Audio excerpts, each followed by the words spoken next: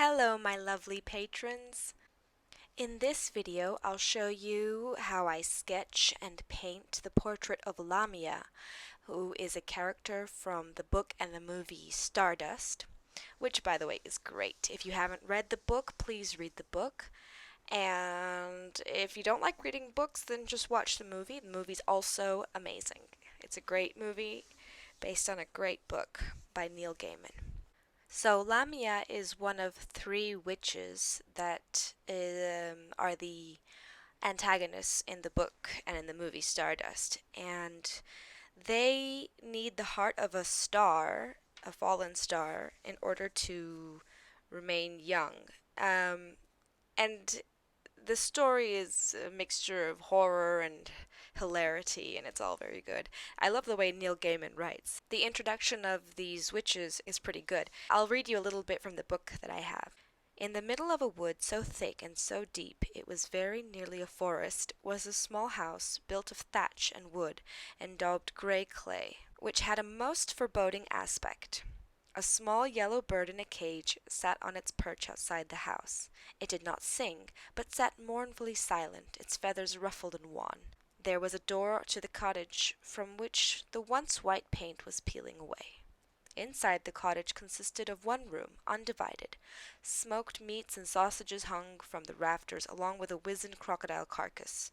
A peat fire burned smokily in the large fireplace against one wall, and the smoke trickled out of the chimney far above. There were 3 blankets upon 3 raised beds, one large and old, the other 2 little more than truckle beds. There were cooking implements and a large wooden cage, currently empty, in another corner. There were windows too filthy to see through, and over everything was a thick layer of oily dust. The only thing in the house that was clean was a mirror of black glass as high as a tall man, as wide as a church door, which rested against one wall. The house belonged to 3 aged women. They took it in turns to sleep in the big bed, to make the supper, to set snares in the wood for small animals, to draw water up from the deep well behind the house. The 3 women spoke little. There were 3 other women in the little house. They were slim and dark and amused. The hall they inhabited was many times the size of the cottage. The floor was of onyx, and the pillars were of obsidian.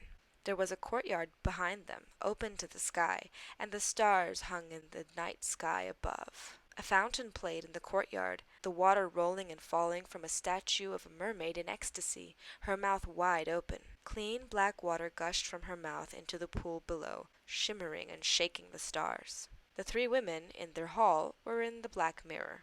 The 3 old women were the Lilum, the witch queen, all alone in the woods. So it's sort of like there are 3 individual women, but at the same time they are collectively the witch queen. Neil Gaiman sort of breaks the borders of reality. One of the things I like about him.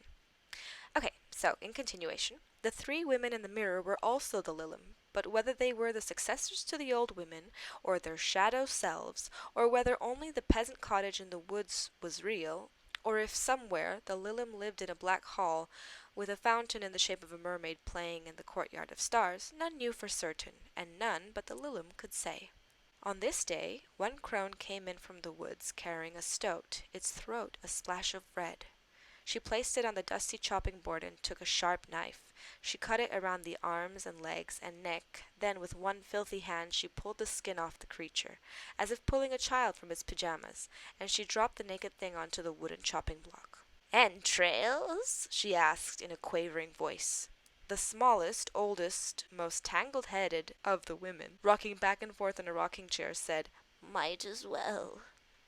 The first old woman picked up the stoat by the head and sliced it from neck to groin. Its innards tumbled out onto the cutting board, red and purple and plum-colored, intestines and vital organs like wet jewels on the dusty wood. Gross. The woman screeched, "Come quick! Come quick!" Then she pushed gently at the stoat guts with her knife and screeched once more. The crone in the rocking chair pulled herself to her feet. In the mirror, a dark woman stretched and rose from her divan.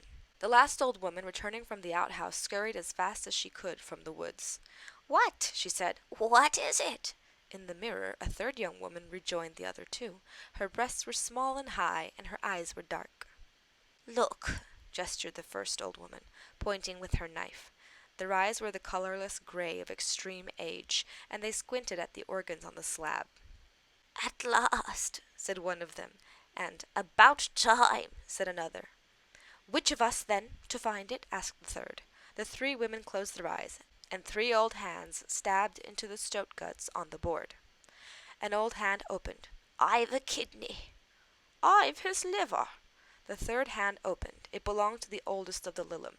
"I've his heart," she said triumphantly. "How will you travel?" "In our old chariot, drawn by what I find at the crossroads." "You'll be needing some years." The oldest one nodded. The youngest, the one who had come in from the outhouse, walked painfully slowly over to a high and ramshackle chest of drawers and bent over. She took a rusting iron box from the bottommost drawer and carried it over to her sisters. It was tied around with 3 pieces of old string, each with a different knot in it. Each of the women unknotted her own piece of string. Then the one who had carried the box opened the lid. Something glittered golden in the bottom of the box. "Not much left," sighed the youngest of the Lillum, who had been old when the wood they lived in was still beneath the sea. "Then it's a good thing that we found a new one, isn't it?" said the oldest tartly, and with that she thrust a clawed hand into the box. Something golden tried to avoid her hand, but she caught it, wiggling and glimmering, opened her mouth, and popped it inside. In the mirror, 3 women stared out. There was a shivering and a shuddering at the center of all things. Now 2 women stared from the black mirror. In the cottage, 2 old women stared, envy and hope mixing in their faces, at a tall, handsome woman with black hair and dark eyes and red, red lips. And here's where the movie deviates a little bit from the description in the book, because in the movie, Lamia is played by Michelle Pfeiffer, and she's got this really long blonde hair. And I think, well, Michelle Pfeiffer's eyes are blue, right? So here's where I get to choose whether I want to paint Lamia based on the book description or on the movie. Let's continue. "My," she said, "but this place is filthy." She strode to the bed. Beside it was a large wooden chest covered by a faded tapestry. She twitched off the tapestry and opened the chest, rummaging inside. "Here we go," she said, holding up a scarlet kirtle. She tossed it onto the bed and pulled off the rags and tatters she had worn as an old woman. Her 2 sisters stared across at her naked body hungrily. "When I return with her heart, there will be years aplenty for all of us," she said, eyeing her sisters' hairy chins and hollow eyes with disfavor. She slipped a scarlet bracelet onto her wrist in the shape of a small snake with its tail between its jaws. "A star," said one of her sisters. "A star," echoed the second. "Exactly," said the witch queen, putting a circlet of silver upon her head. "The first in 200 years, and I'll bring it back to us." She licked her scarlet lips with a deep red tongue. "A fallen star," she said. So that concludes the introduction of the 3 witches. You can see that the costume designers for the films chose to deviate a little bit, or quite a lot, shall I say, from the description of Lamia in the book, because instead of wearing scarlet everything and having black hair, the Lamia from the movie is blonde with greenish clothes. One other thing that I like about Neil Gaiman's writing is that he often draws upon existing fairy tales and mythology to write his books and his fictions. For example, the character of Lamia is obviously based on the mythological figure. There's a poem by John Keats called Lamia where he describes how Hermes stumbles upon this snake in the forest, and it turns out that the snake was once a woman. And Lamia makes a deal with Hermes where he will turn her back into a woman and she will give him what he wants. But the resemblance of Lamia from the Book of Stardust to Lamia from the poem ends there, because the poem goes on about this whole romance, whereas Neil Gaiman's Lamia is a sort of narcissistic and vain witch who is also probably a psychopath. all things considered. I would not want to cross paths with her. Now, to talk a little bit about this actual painting. As you can see, I worked with watercolors. I mixed the Payne's gray with some blue and emerald green. And I switched a little bit between mixing it with emerald green and then mixing it with sap green so that you would see the effect on her clothes. The darker bits of her clothes are emerald green and the lighter ones with sap green. Her costume had a lot of detail, like sequins and embroidery and things like that. I used both watercolor and the fine liner to make those details. I think out of all of my Witchtober watercolor paintings, I'm happiest with this one, and that's due to I guess, the effect that I managed to get on the hair, the lighting, the textures, the different patterns.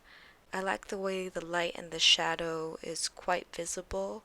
I also like how you can see the textures of the dress.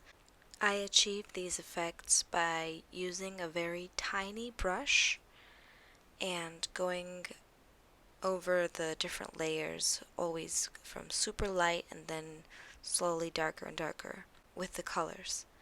And then using a very, very fine tipped fine liner so that I could get those tiny little details.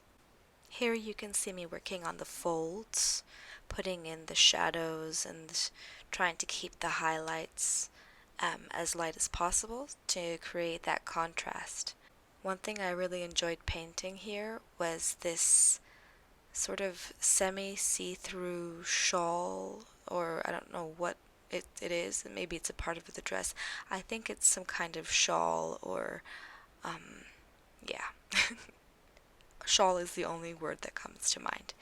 So I went over that several times to create those folds and that layered transparency.